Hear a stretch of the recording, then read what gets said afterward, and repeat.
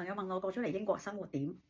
我同佢哋講，其實我唔係搬咗嚟英國，我係移咗民去廚房。我自己本身咧係好中意食嘢啦，亦都係中意煮嘢食嘅。我記得我初嚟到咧，真係花好多精神時間心機咧去鑽研咧唔同嘅食譜啦。我會去 YouTube 度學啦，我會去群組度參考啦，我又會去問朋友啦。無論係中菜啦、意大利嘢、西班牙嘢、法國嘢，我都希望咧可以令到屋企每一餐咧都好豐富。咁有時真係咧俾心機咧，可能要準備幾日，煮完咧老公同埋個女咧食完好開心咧，我都好有滿足感。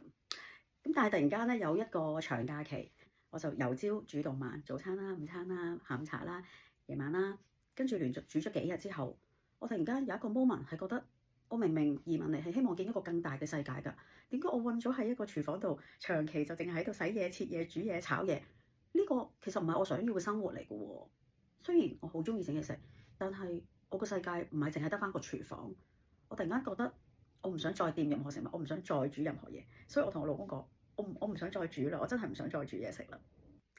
第二日我冷靜落嚟。我終於明白點解我咁俾心機去煮每一碟餸，就係希望餸菜入邊有一份愛，係我個女同埋我老公食嘅時候可以感受得到。但係我忘記咗對佢哋最重要就係我係一個快樂嘅媽咪，同埋係一個快樂嘅老婆，並唔係一位廚師。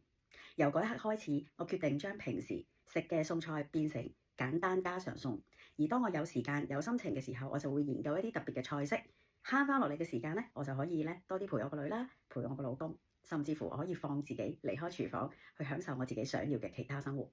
我哋過到嚟英國，一定係有所追求，唔好俾個廚房限制咗你，局限咗你嘅世界。如果你同我一樣都係希望人生可以追求更廣更闊嘅話，留言留一個心心話我聽，我係 Miss Positive Sharon。